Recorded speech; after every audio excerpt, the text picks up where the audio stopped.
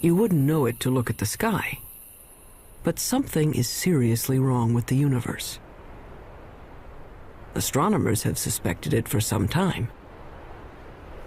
Now they're pretty sure. For one thing, the universe may be billions of years too young. For another, part of the universe has been missing, a big part. Fact is, there have been several discoveries recently that threaten to topple our understanding of the universe like a house of cards. Scientists generally agree that the universe is very, very old. But now there's a theory that it may actually be younger than it looks if you look closely enough. What in the world is going on with the universe? Astronomers have found, calculated, or conjured up outlandish, appalling things. Whispers from space left over from the moment of creation. Dark stars, dwarf stars, stars that eat each other. Stars clumped in galaxies, and galaxies clumped in larger, stranger structures. Only recently have we even begun to understand the scale of it all. We have discovered things so small. At a 10 millionth of a trillionth of a trillionth of a trillionth of a second is the earliest time we can really talk about. And expanses so vast. As expanded by a fraction of a million times a trillion times a trillion. The researchers need a special notation. A billion times a trillion degrees. To write out the incredible distances and magnitudes involved in understanding the universe. Suppose we were to begin with Peoria. Peoria is the center of the universe. Well, not exactly, but the director of the planetarium has built a scale model of the solar system in and around his Illinois city. How's it going, Dave? Morning, Joe. Morning. A little bit to the left. I think you missed a spot. A sunspot, There. get it? You got it.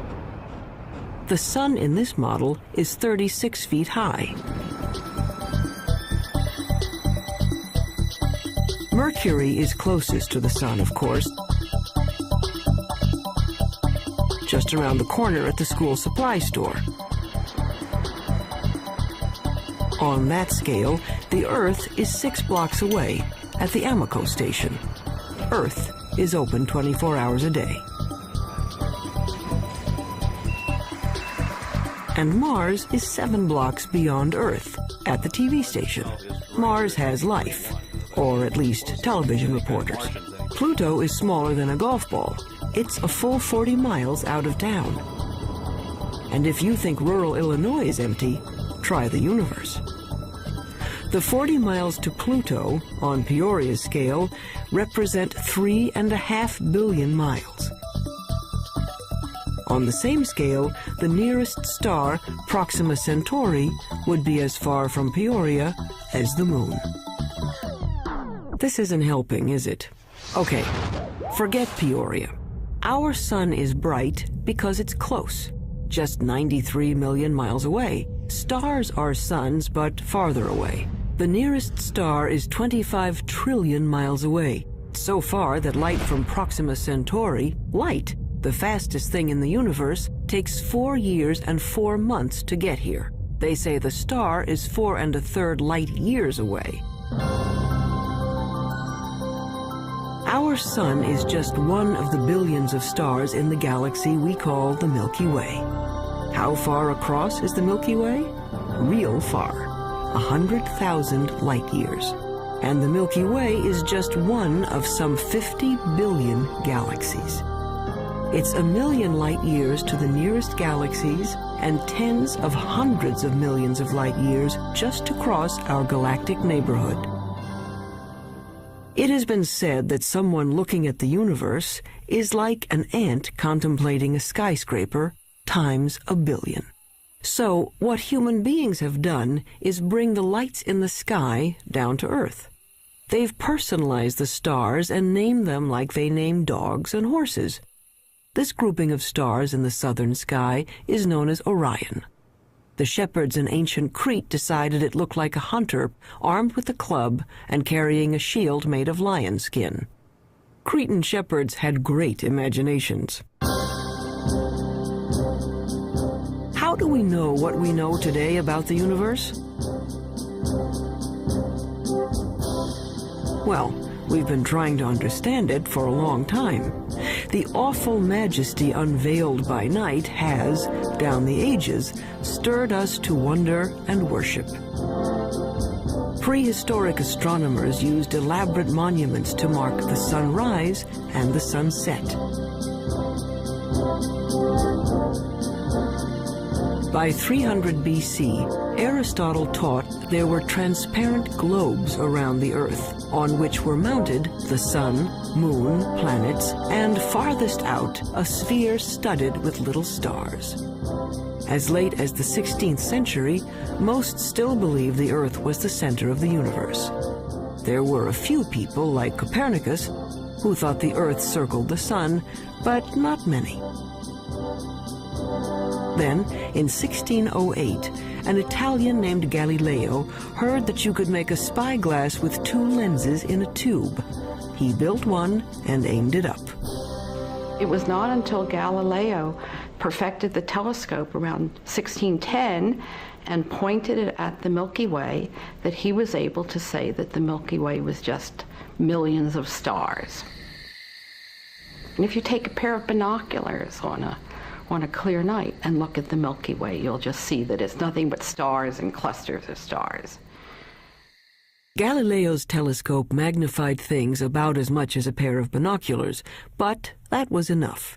He saw that Venus had phases like the moon, that the sun had spots on it, and that the moon had mountains, and that Jupiter had 4 moons. Aristotle's perfect crystalline spheres were shattered, and the universe stopped being simple. And there were other strange things out there. Remember Orion? Well, down in the middle of his sword was a star that wouldn't focus to a bright point, no matter how powerful the telescope. The object came to be called a nebula, and over time, astronomers found many such fuzzy blotches in the sky. Fast forward a couple of centuries.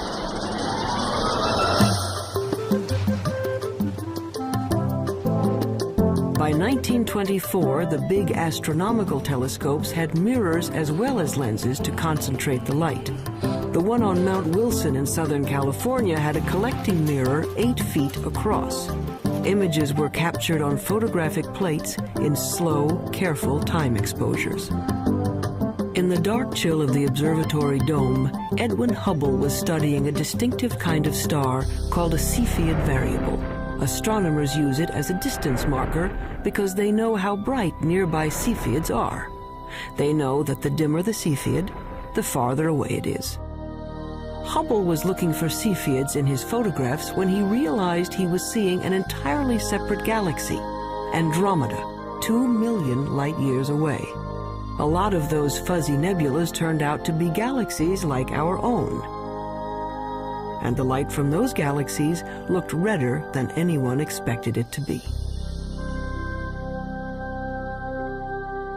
It's just like the pitch of a car engine. You know, as a car goes zooming by, you hear the engine kind of go. With light, when something's coming toward you, the spectrum gets shifted toward the blue.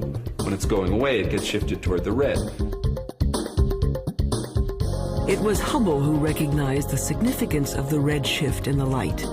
All those galaxies must be moving away from one another at terrific speeds. The entire universe was growing. The idea of an expanding universe surprised just about everyone and made a lot of scientists uneasy, even Einstein. Researchers wanted to believe in a universe that always was and always will be, eternal. But galaxies flying away from each other meant that once, long ago, they were clumped together. It meant something started them moving. The universe had a beginning. Today, it's called the Big Bang Theory. First, the universe was a bright, hot point, smaller than an atom. And the mother of all explosions, it started expanding.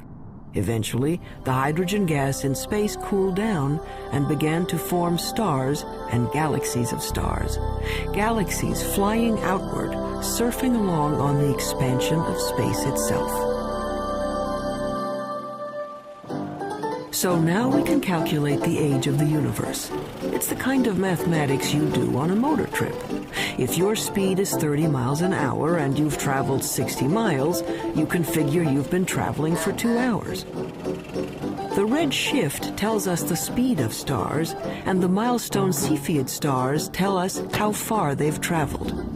When astronomers divide it out, it says the Big Bang happened 15 to 20 billion years ago. Long ago and far away. So who cares? Well, we're answering one of the most fundamental questions that human beings can pose, and that is, how old is the universe that we live in?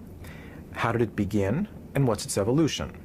Those are major questions. Those are major philosophical questions, questions that religions have touched on, philosophy has touched on, physics is touching on, mathematics is touching on. And the people who are eventually going to come up with what is going to be accepted to be the right answer will make history of a kind. They will have contributed significantly to human knowledge. That, I think, is why it's such an important set of questions. And there's been a growing sense, as the millennium approaches its end, that the right answer is on the tip of our tongues, so to speak.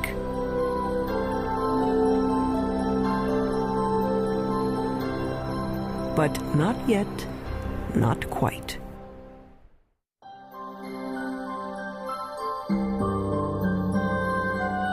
Today's stargazers usually head for the hills. Hawaii's Mauna Kea, the Chilean Andes,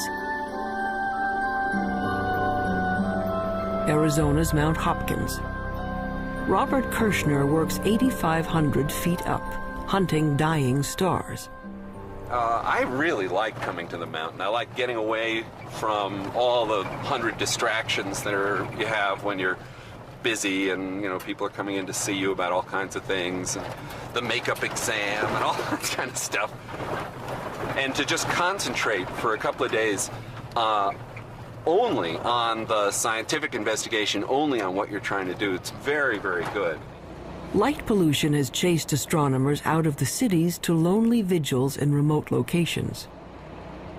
Kirshner watches for the sudden flare-up that means a star has exploded, a supernova, or its smaller cousin, a nova.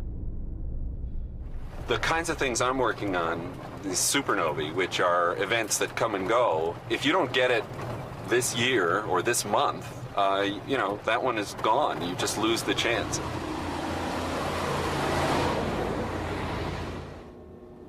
A supernova suddenly outshines its entire galaxy for a few weeks. If Kirshner and his colleagues can calibrate these cosmic flashbulbs, supernovas may prove even better mileposts than Cepheids. The game now for the supernovae, I think, is to find distant ones and to see if they really are the same as the nearby ones. Then we'll have a reliable tool to map out large-scale structure in the universe, and the supernovae, the Type 1 supernovae, look to me like a really good candidate for that. It's easy to find where supernovas have been. There are clouds of dust and gas in space marking places where stars have blown up. But supernovas are rare. A galaxy of 100 million stars might have one exploding star every 100 years. So Kirshner watches and waits. Well, the heroic age of observing has really passed. It used to be that you would be outside the whole night long, instead of sitting in a control room where a television brings the signal in and you're operating on a computer keyboard. 24. Okay, get the CCD in the right mode. It's hard staying up all night. Ours good. But there's a kind of sense of adventure to it that is a little bit like being a kid and lying out in the snow and kind of figuring out the constellations. Some of that is good for you, too. Yeah, fine. Breaking in the cookies already. Oh, I can have a cookie if You I have want. 10 hours to go. Look at all those cookies. I have one every half hour. I'll need the whole.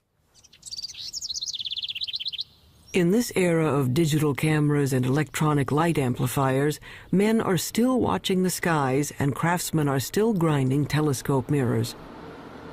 Like this 21-foot monster under construction at the University of Arizona.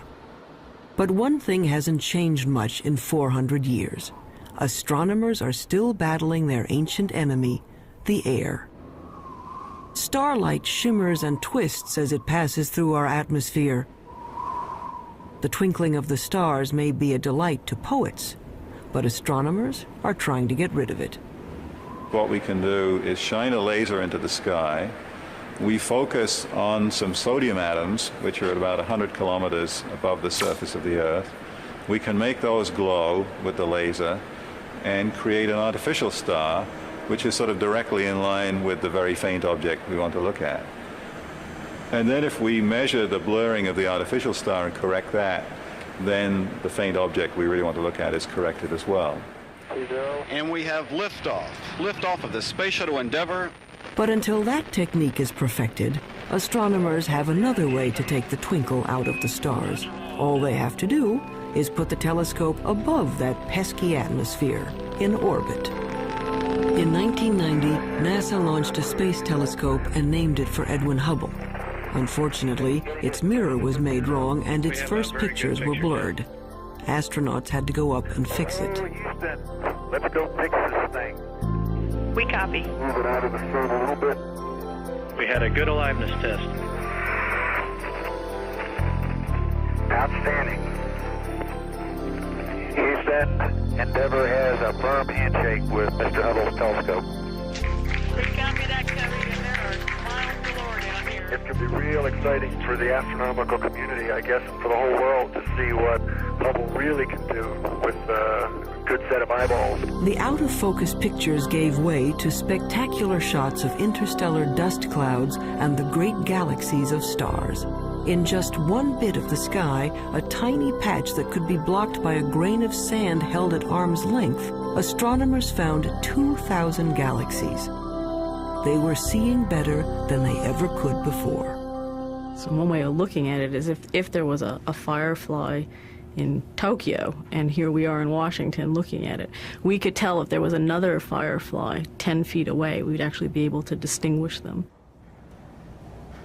In 1994, at the Space Telescope Science Institute in Baltimore, astronomer Wendy Friedman was using the newfound clarity of the Hubble to observe the heavens and stumbled into the cosmological controversy of the decade.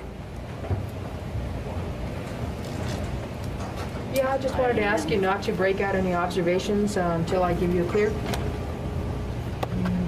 So when were these images taken? She and her team, like Edwin Hubble before them, were looking at those milestone stars. And the cosmic rays aren't nearly as apparent. For our work, we need a telescope out in space because what we're after is a certain kind of star. It's called a Cepheid. And we have to be able to detect that kind of star against the background of a galaxy. And the Earth's atmosphere smears and blurs our view, and we can't detect those stars. Friedman got the best readings yet on Cepheids in a neighboring galaxy, and a measurement of its distance. Using the redshift speedometer, she calculated a new age for the universe. Our preliminary measurements indicate that the age of the universe is somewhere in the range from 8 to 12 billion years. And that immediately brings about a conflict with other ages that have been measured. That's a problem. Her universe is younger than some stars, and the age dating of stars is very accurate. Scientists can read a star's chemical changes like a clock. When we look at a cluster of stars, hundreds or thousands, it doesn't really matter. What we have to do is go in and measure the brightness of the brightest star that's left in the cluster, that's still burning hydrogen in its core. And that star is the minute hand on the clock, because that's the star that is closest to burning out its hydrogen, closest to ending its life, and that's a direct measure of the age of the cluster. But unfortunately, the star clock has been running 6 billion years longer than Friedman's universe. But we're looking at globular star clusters, 100,000 to 1 million stars, and they're being age dated by several very reputable groups of physicists, astronomers, and they're all coming up with ages 17, 18, 19 billion years. That's a problem. We're very close to having a kind of contradiction between the ages of the stars and the age of the universe. This would be quite embarrassing, because you really shouldn't be older than your mother. Clearly, if the universe is 10 or 12 billion years old, then there can't be stars in the universe that are 15 or 17 billion years old. That's not logical, at least if the entire Big Bang theory is right or even close to being right. Wendy Friedman is well aware of the dilemma. She knows that, like many other puzzles about the universe, this one will probably be around for a while. I mean, anytime you get a new tool, you get data that are of better quality than were possible to obtain in the past. Yeah. You learn new things, and yes, sometimes leads to confusion because there aren't answers for all of the questions that are being raised. But it's a healthy aspect of science and how science proceeds.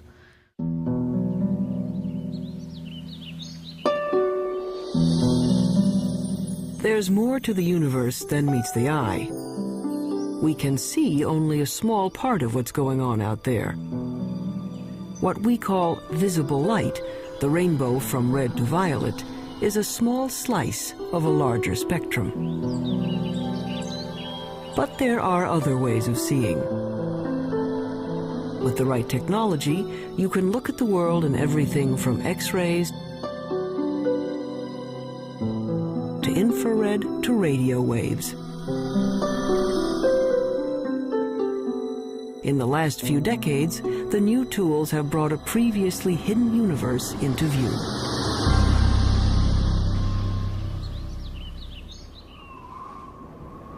Take the sun. Nothing to do but roll around heaven all day, right? But by using the X-ray part of the spectrum, astronomers can see the sun is a very busy place. Pictures made by X-ray detectors show there's a cauldron of nuclear reactions boiling beneath its surface. Using film sensitive to ultraviolet, we can see great plumes of superheated gases rising from the sun's surface. Our well-behaved, friendly neighborhood star is a continuing, self-contained thermonuclear explosion. It's in high-energy astronomy where you really see that the universe is a violent place. It's not just made up of these good citizen stars that sit quietly fusing their hydrogen into helium. NASA is looking at the lower end of the spectrum, infrared light. Infrared is absorbed by moisture in the Earth's atmosphere. So infrared telescopes are mounted on planes to lift them above the clouds.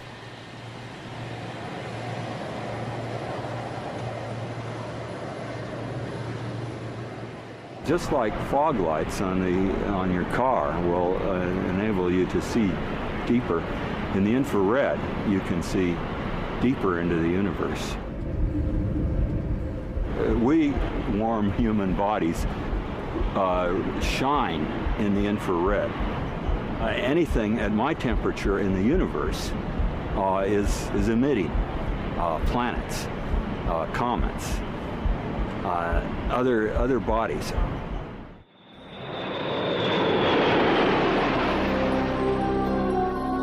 The star-forming regions of the universe are often hidden from view by dust clouds, until infrared astronomy allowed us a way in. Now we can see clouds of frigid hydrogen gas condensing and starting to heat up as stars. The sky in the infrared is a strange and wonderful place. Once we learned where to look, we could peek into these stellar nurseries and snap some baby pictures. This is Hubble's view of the Eagle Nebula. The bright spots on the edge of these monstrous pillars of gas are brand new suns.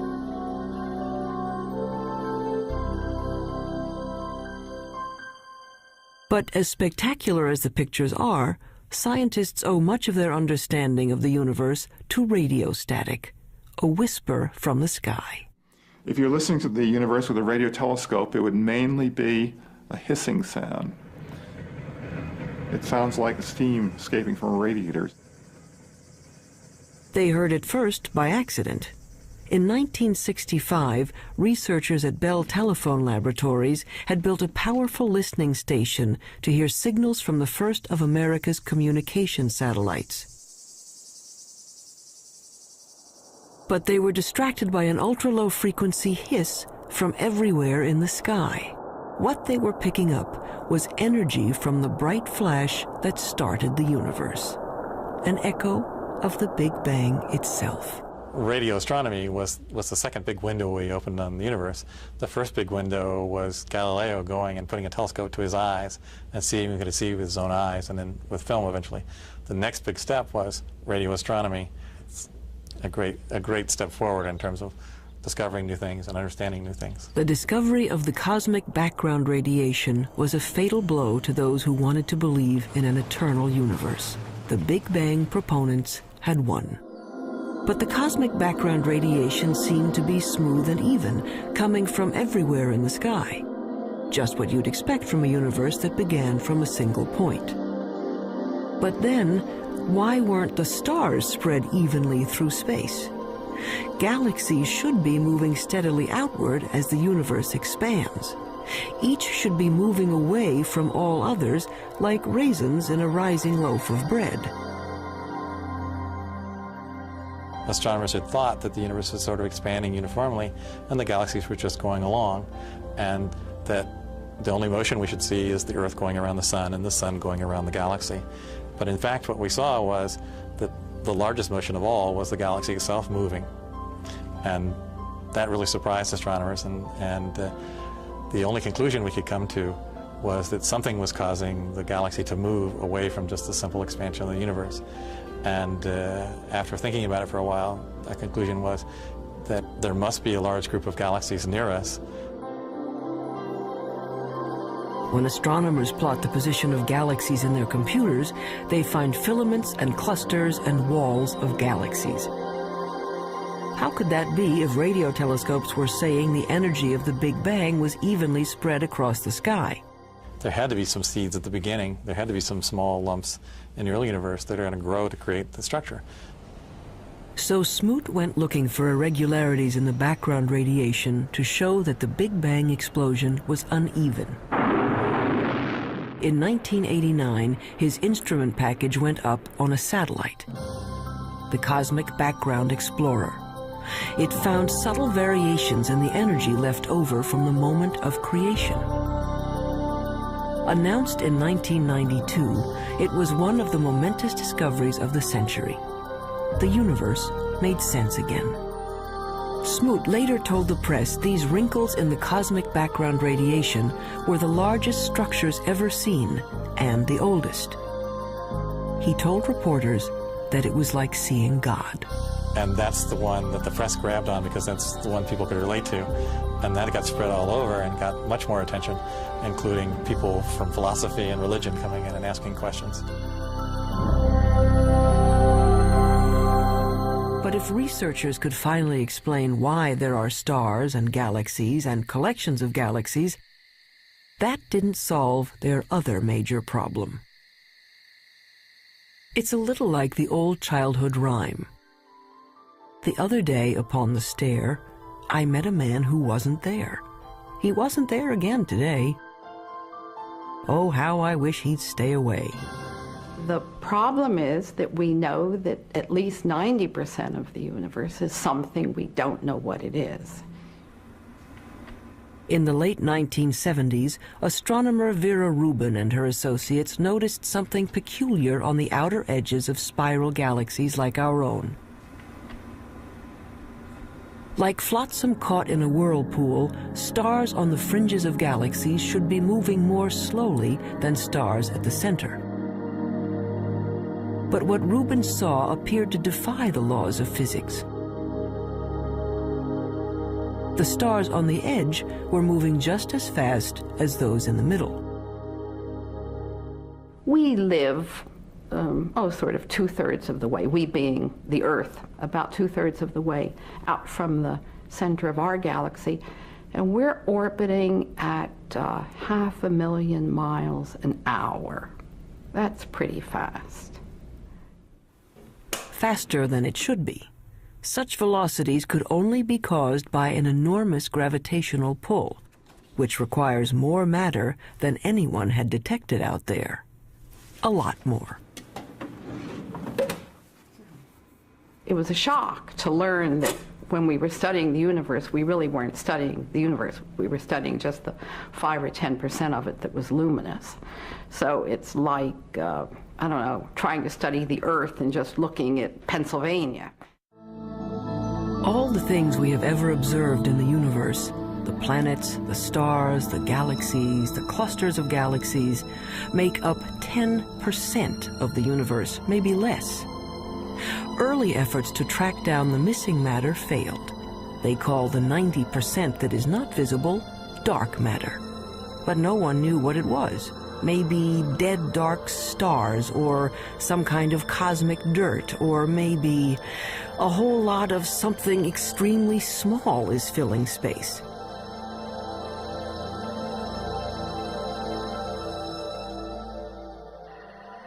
Subatomic particles called neutrinos might make up part of the missing mass, but not enough. Scientists went looking for other candidates. Daniel Snowden Ift theorizes that dark matter may be made of something physicists have taken to calling WIMPs, short for weakly interacting massive particles. These would be things smaller than atoms, if they exist at all. The only way to detect them would be to look for their footprints. It's kind of like a ghost particle. It passes through matter without ever interacting with it, or I should say hardly ever interacting with it. Every once in a while, a WIMP will come in and bump an atom out of wherever it's sitting, and that's the only indication that we would have that WIMPs exist. He's looking for elusive tracks that might have been left in billion-year-old mica rocks. Mineral mica has one of the most regular atomic structures of all, so if a WIMP had passed through it, it might have knocked some atoms out of alignment. What we're looking for is the WIMP to come in, bump one of the atoms in the mica, and that recoiling atom then produces a chemical change within the mica. In his search for the WIMPs, he splits up endless mica samples and bathes them in hydrochloric acid.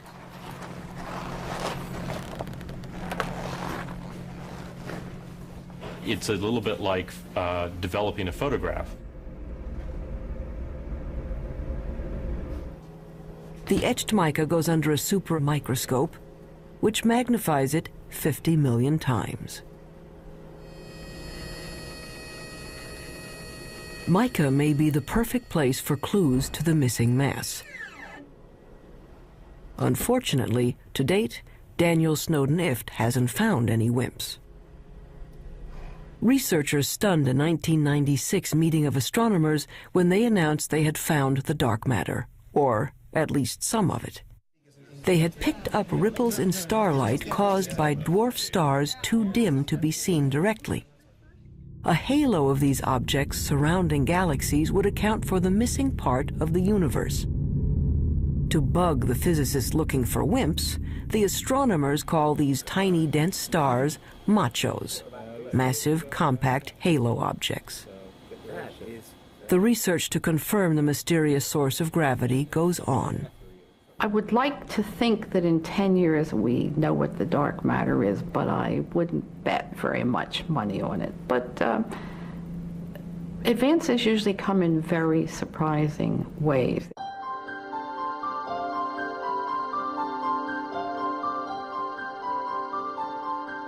Why do we care about something that we can barely measure and can't see at all?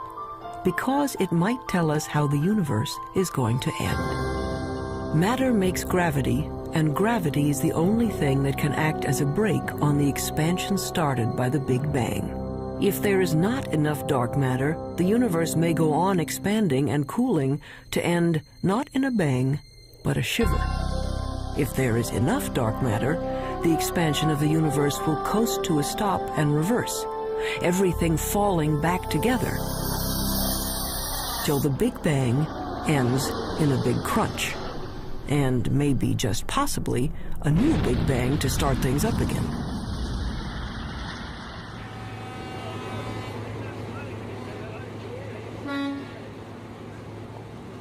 Albert Einstein, among other things, revolutionized the way we think about good old gravity.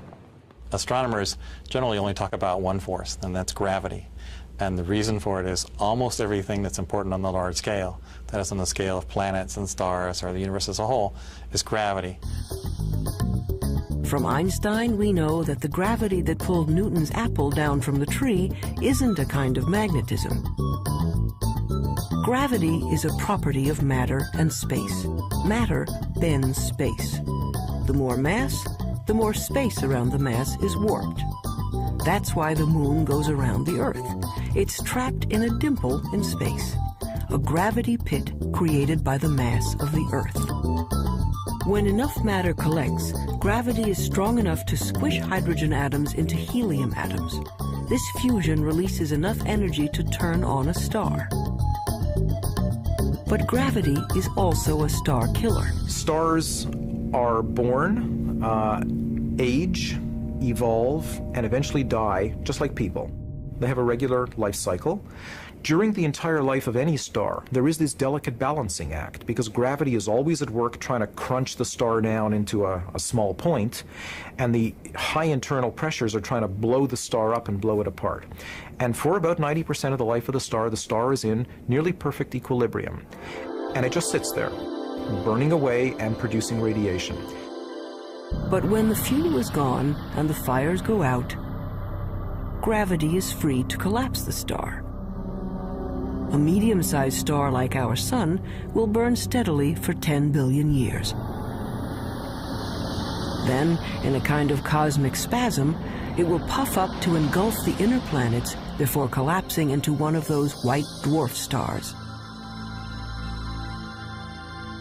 A star twice the mass of our Sun would collapse even farther, ending up as a super-dense star the size of New York City, a neutron star. A teaspoonful of stuff from a neutron star would weigh 100 million tons. But what happens to a bigger star when its fires die down? Say a star 50 times the size of the Sun.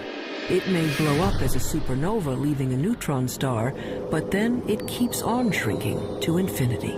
An infinitely small point with a gravity so powerful that not even light can escape. There's no there. It's a black hole. And the analogy that we have to space being stretched by the material is you have a rubber sheet and you put a ball on it and it causes a dent. Put a heavier ball, it'll cause a deeper dent. If you put a heavy enough ball, it'll just tear through the rubber sheet altogether. If you force too much matter into a limited amount of space, it'll just tear space like tearing the rubber sheet. You can be forgiven for thinking a black hole is some sort of weird science trick. An infinitely small, invisible star defies common sense. It's what happens when you use mathematics as your lens on the universe. But out here on the high desert of New Mexico, they've found that black holes do exist outside of equations. 27 giant radio dish antennas, each 80 feet wide, are positioned over 13 miles to form a single huge radio telescope.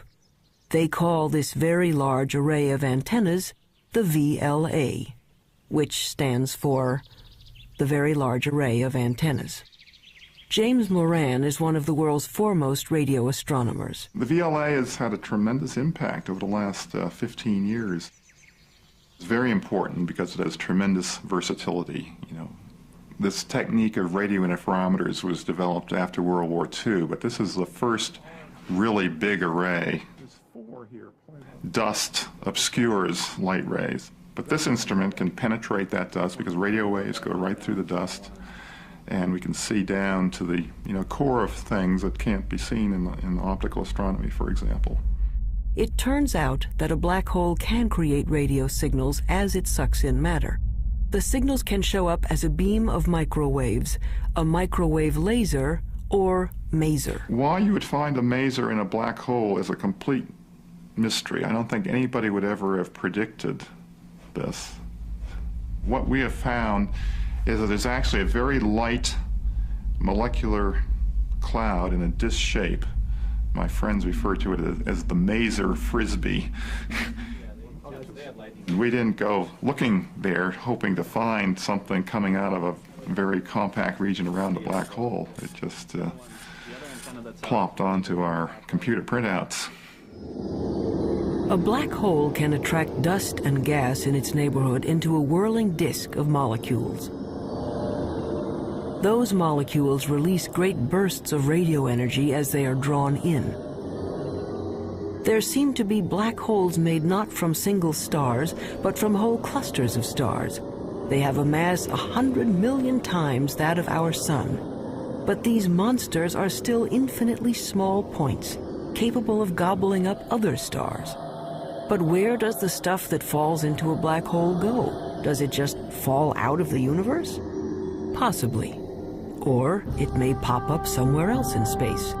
If you'll excuse an indelicate metaphor, there may be white holes regurgitating matter eaten by black holes in another part of the universe, a wormhole in the fabric of space and time, allowing you to go from one location to another without crossing the space in between. Or it might go to another universe entirely. Astronomy's reigning theoretical genius, Stephen Hawking, proposed that the black holes in our universe might well give birth to other universes. In fact, there might be any number of universes, like bubbles in the bath. We don't know, and probably can't know. If you fell into a black hole, you'd be stretched until you were thinner than a strand of spaghetti, which wouldn't bother you because time would stop.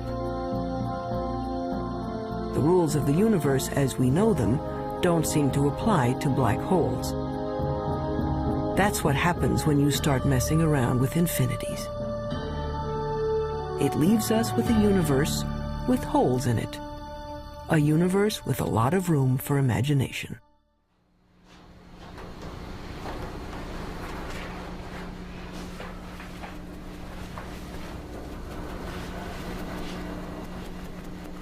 On the sound stages of Paramount Pictures, a spin-off of one of the most durable shows in television history,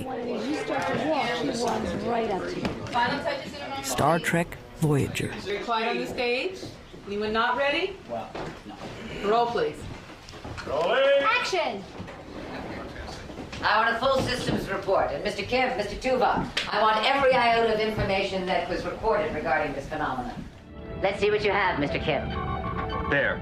It's registering only on subspace bands. We don't even have it on long-range sensors yet. Verteron emanations. Tunneling secondary particles.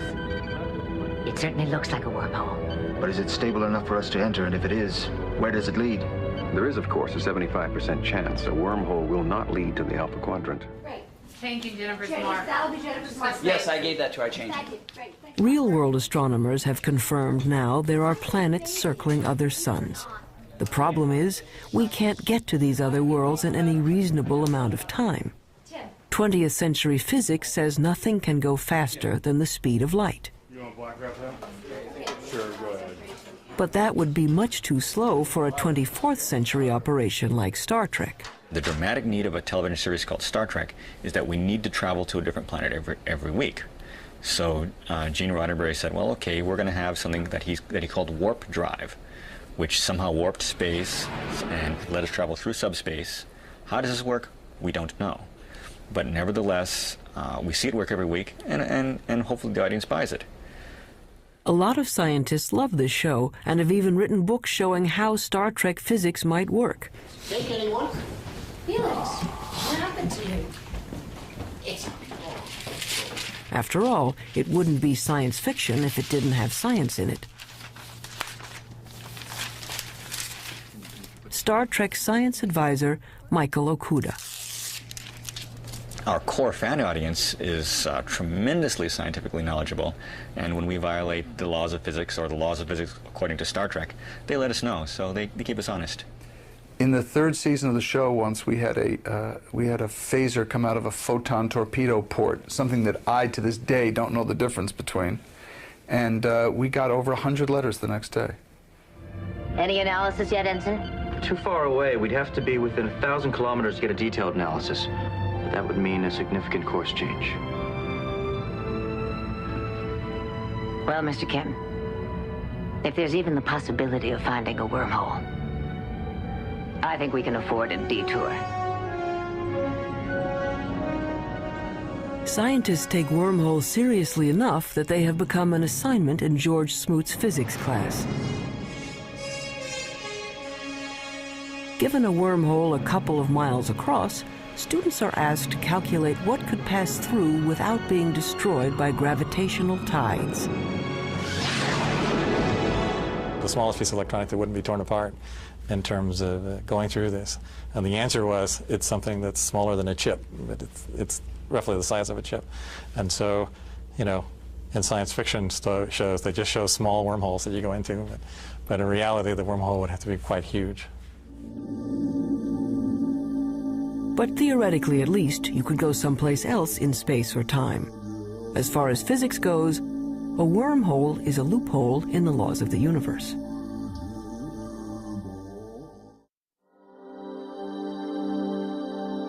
So we are left with questions. Why do some stars appear to be older than the universe? Why do galaxies move as if there were something dark and huge out there? We're not making people live 200 years. We're not doubling the gross national product. What we are doing is enriching everybody's lives by trying to answer some of the questions that I think everybody's interested in. These are some of the oldest questions, children's questions. Where did we come from? Where are we going? Are there other worlds? What is outside the universe? What happened before the universe started? What happens after the universe ends? You want to find out, well, where does science end and where does philosophy take over? And it's not clear where they do. Modern astronomy is a young subject, and each time we get a new and better tool for looking into the void, we find surprises. More and more data that doesn't quite fit. And I think it's portrayed as if the field is in total confusion and chaos, and I think very often it appears that way at the forefront when things are not understood and there are unsolved problems. But progress is being made.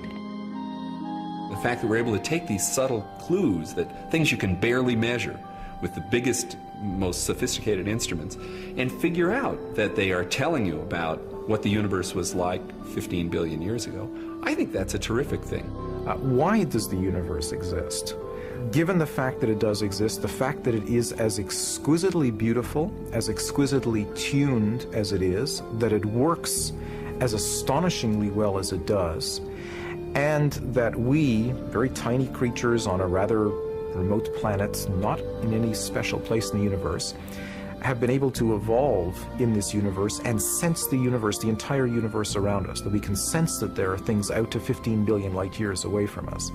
That to me is just a mind-boggling concept.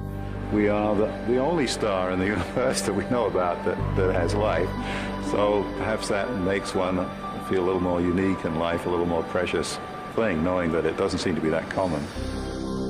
We are part of the universe. The material that we know, the matter we're made of, started out as atoms produced by exploding stars. I like very much the fact that every atom in our bodies has come from some star. If there were no stars, the universe would be all hydrogen and none of what we know would exist. And that's why it's not an exaggeration to say that human beings are stardust, because the iron in our blood and our hemoglobin and the calcium in our bones and all the other heavy elements in our body were created in supernova explosions. So in our quest to understand the universe, we come back to ourselves. If we are made from the elements of stars, aren't we then, in a way, the universe trying to understand itself? It's not quite what the ancients were talking about, but maybe we're in the center of the universe after all.